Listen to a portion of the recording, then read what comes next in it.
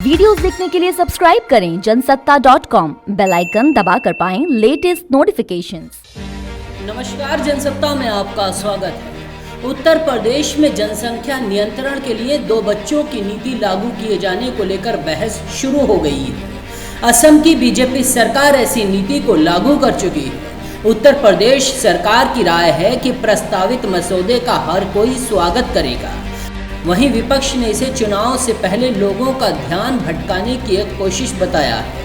इस पॉलिसी पर किसने क्या कहा है वो भी बताएंगे, लेकिन उससे पहले आपको उन नेताओं के बारे में बताते हैं जिनके 2 से ज्यादा बच्चे हैं। राजनाथ सिंह उत्तर प्रदेश के पूर्व मुख्यमंत्री और वर्तमान में रक्षा मंत्री राजनाथ सिंह की 3 संतानें हैं। राजनाथ सिंह के 2 पुत्र और 1 पुत्री हैं। उनके पुत्र पंकज सिंह नोएडा से बीजेपी की सीट पर विधायक हैं और यूपी बीजेपी में बड़ा चेहरा माने जाते हैं।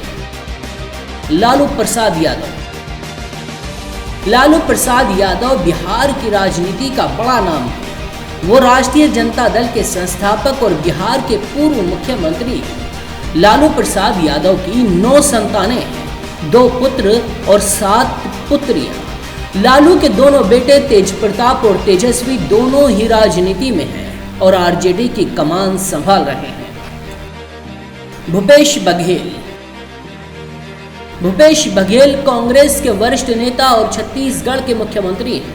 दिसंबर 2018 में हुए विधानसभा चुनाव में कांग्रेस को पूर्ण बहुमत के साथ मिली जीत के बाद बघेल को राज्य का मुख्यमंत्री चुना गया। छत्तीसगढ़ के सीएम भूपेश बघेल की 4 संतानें हैं, जिन्हें 1 बेटा और 3 बेटियां हैं। विजय रूपानी गुजरात के सीएम हैं। उनकी सादगी और स्वच्छ छवि वाले नेता की इमेज उन्हें अलग बनाती है। गुजरात के सीएम विजय रूपानी की भी 3 संतानें हैं, ऋषभ, राधिका और पुजीत। बीएस येदुरप्पा संतानों के मामले में कर्नाटक के मुख्यमंत्री बीएस येदुरप्पा भी आगे हैं, जिनके 5 बच्चे हैं, 2 बेटे बीवाई राजेंद्र और बीवाई राघवेंद्र और 3 बेटियां अरुणा देवी, उमा देवी और पद्मावती। अखिलेश यादव समाजवादी पार्टी के अध्यक्ष और उत्तर प्रदेश के पूर्व सीएम अखिलेश यादव भी 3 बच्चों के पिता हैं। उनके 1 पुत्र और 2 पुत्रियां हैं। पुत्र का नाम अर्जुन यादव है और पुत्रियों के नाम टीना यादव और अदिति यादव है। इनके अलावा और भी कई नेता हैं जिनकी संतान 2 या 3 से ज्यादा हैं। चलिए अब आते हैं इस सवाल पर कि योगी सरकार के जनसंख्या नीति पर किसने क्या कहा है।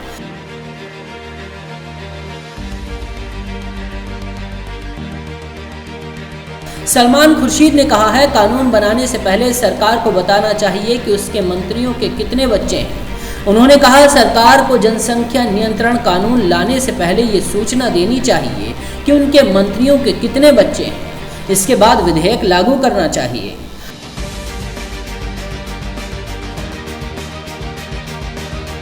केंद्रीय मंत्री मुख्तार अब्बास नकवी ने कहा, इन प्रयासों को लेकर राजनीति करने वाले या सांप्रदायिक रंग देने वाले देश के दुश्मन हैं। नकवी ने कहा, जनसंख्या को काबू करना समय की आवश्यकता है और ये खुशी की बात है कि जनसंख्या नियंत्रण का अभियान उत्तर प्रदेश से शुरू किया जा रहा है।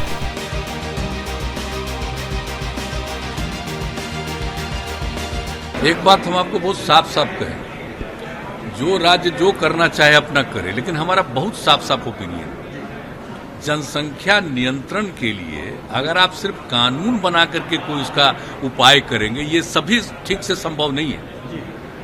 आप जरा चाइना का पता कर लीजिए, 1 से 2 किया, अब 2 के बाद भी क्या हो रहा है, तो आप देख लीजिए स्थिति, कहीं भी किसी देश का हालचाल देख लीजिए।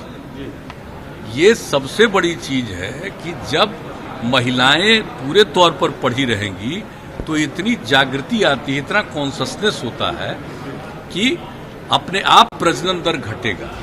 वहीं दूसरी तरफ इन्हीं की सरकार में उप मुख्यमंत्री और बीजेपी नेता रेणु देवी ने कहा है, जनसंख्या नियंत्रण के लिए पुरुषों को जागरूक करना जरूरी है। अपने बयान में रेणु देवी ने कहा है कि जनसंख्या नियंत्रण के लिए महिलाओं से ज्यादा पुरुषों को जागरूक करने की जरूरत है। बाकी खबरों के लिए देखते रहिए जनसत्ता.com।